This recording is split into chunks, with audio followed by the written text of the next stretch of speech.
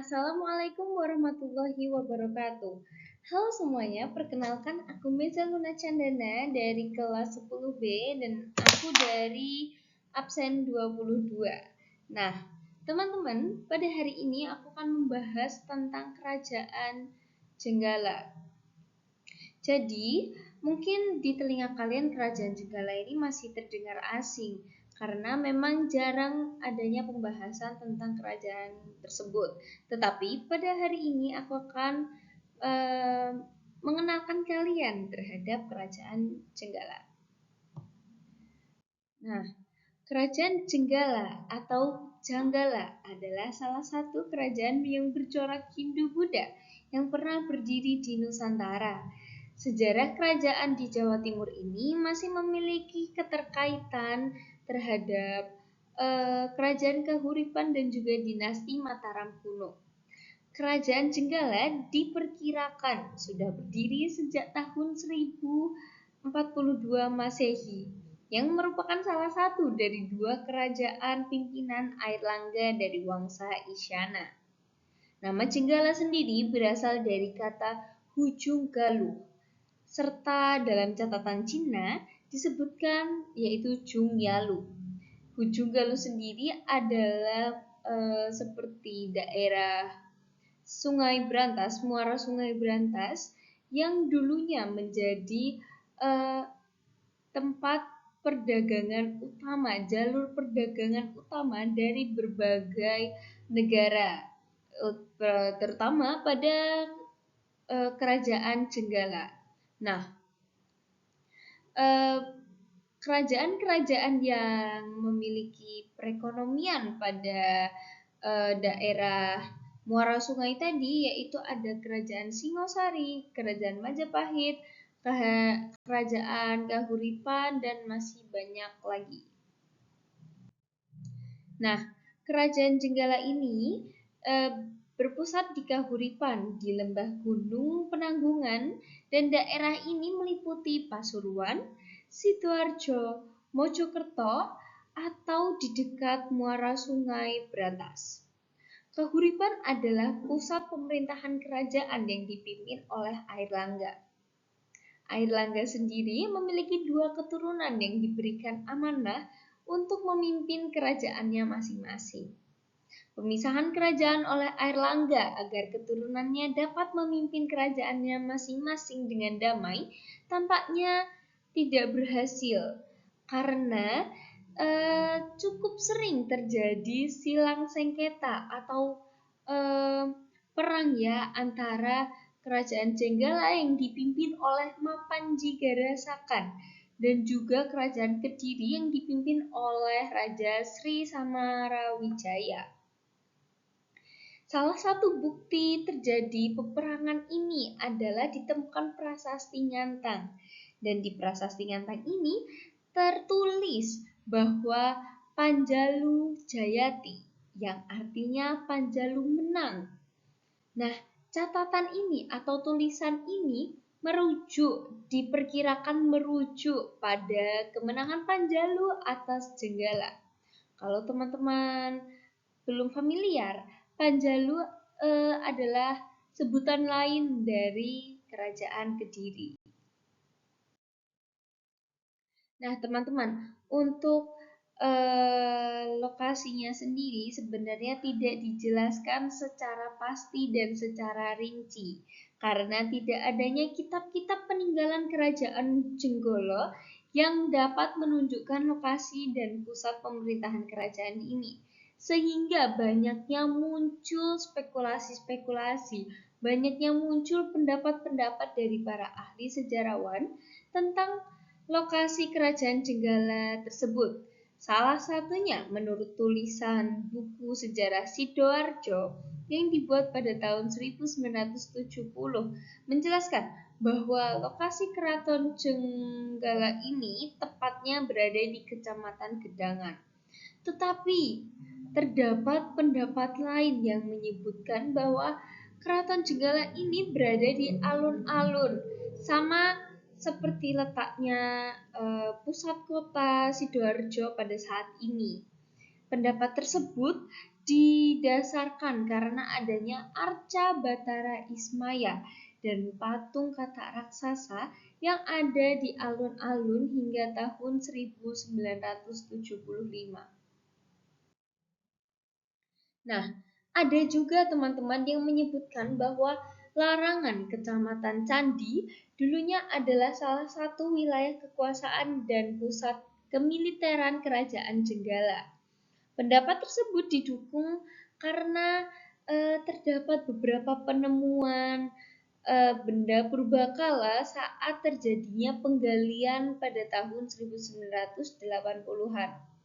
Jadi, pada penggalian tahun tersebut ditemukannya seperti gelang lengan, rompi perang, perhiasan, serta pedang. Nah, meskipun tidak disebutkan sebagai pusat pemerintahan, tetapi wilayah Larangan diyakini merupakan kompleks kemiliteran pada zaman kekuasaan kerajaan tersebut. Nah, teman-teman, jadi kerajaan Jenggala ini memiliki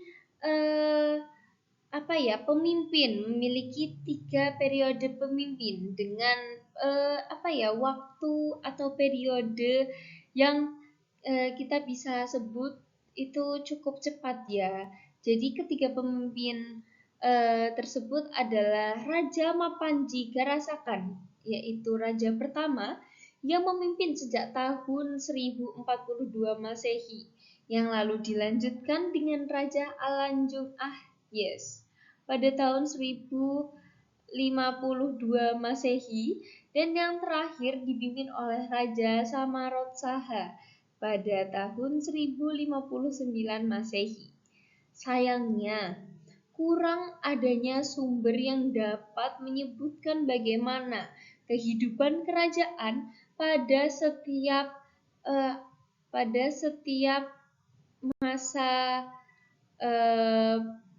masa pemerintahan pada setiap rajanya. Nah, pada masa kejayaan Jenggala ini sangat terlihat pada periode pertama, yaitu masa kepemimpinan Mapanji Garasakan. Seperti yang kita udah bahas sebelumnya, pada masa pemerintahan Mapanji Garasakan berhasil membawa kerajaan Jenggala menjadi salah satu pusat perdagangan terbesar di Nusantara. Bahkan, perkembangan dari kerajaan Jenggala ini jauh lebih besar, jauh lebih pesat daripada kehidupan kerajaan Kahuripan pada waktu itu. Wilayah kekuasaan kerajaan Jenggala pun sangat luas dengan sistem perekonomian yang sangat maju ya teman-teman. Tetapi sayangnya masa kejayaan kerajaan Jenggala ini hanya sampai pada periode pemerintahan Mapanji Garasakan sebelum akhirnya terus mengalami penurunan. Pada masa kejayaan kerajaan Jenggala ini sempat menguasai beberapa aspek penting pada beberapa bidang seperti bidang politik, bidang ekonomi maupun bidang budaya. Secara politik, pusat kekuasaan kerajaan Jenggala berhasil menguasai wilayah muara sungai yang kemudian dijadikan sebagai jalur perdagangan utama. Lalu pada aspek perekonomian dari kerajaan Jenggala sendiri pada awal pemerintahannya terbilang cukup maju dan sangat pesat. Karena sejak masa kepemimpinan raja pertama yaitu Raja Mapanji Garasakan, beliau ini memiliki kemampuan melakukan diplomasi ke berbagai daerah kekuasaan dan mengatur pemerintahannya dengan baik. Nah, teman-teman, kalau tadi kita sudah membahas tentang masa kejayaan, maka sekarang kita akan membahas tentang masa kemunduran Jenggala. Jadi, berdasarkan penemuan dari Prasasti Nganta tahun 1035 diketahui bahwa kerajaan ini ditaklukkan oleh Sri Joyoboyo, Raja Kediri, dengan semboyan yang sangat terkenal tadi ya teman-teman, yaitu Panjalu Jayati atau Kadiri Menang. yang berakhir Jenggala ini menjadi bawahan dari kerajaan Kediri tersebut. Runtuhnya kerajaan Jenggala terjadi pada masa pemerintahan Mapanji Lanjung Ahyes karena sering mendapatkan serangan dari kerajaan Kediri. Melihat dari catatan sejarah yang sudah ada, dapat disimpulkan bahwa penyebab keruntuhan kerajaan Jenggala adalah adanya penaklukan atau serangan dari kerajaan lain. Melalui penaklukan tersebut, membuat masa kerajaan Jenggala berakhir dan berada di bawah kekuasaan kerajaan Kediri. Berdasarkan prasasti Turun Hyang II menjadi bukti adanya peperangan antara kerajaan Jenggala dan kerajaan Kediri sepeninggalan Airlangga. Sementara kemenangan kerajaan Kediri atas peperangan dengan kerajaan Jenggala tercatat pada prasasti Ngantang. Nah, teman-teman, ini adalah prasasti yang menjadi peninggalan dari kerajaan Jenggala, yaitu ada prasasti Punden Prada, prasasti Sumur Kuno, dan masih ada prasasti Turun Hyang II, prasasti Malengga, dan prasasti Kembang Putih yang menunjukkan adanya kepemimpinan dari Raja Mapanji Karasakan. Lalu adanya prasasti Banjaran yang menunjukkan kepemimpinan Alanjung Ahyes dan prasasti Sumengko yang menunjukkan kepemimpinan Samarot Saha. Jadi sekian presentasi dan penjelasan kita pada hari ini. Terima kasih ya teman-teman sudah mendengarkan. Wassalamualaikum warahmatullahi wabarakatuh.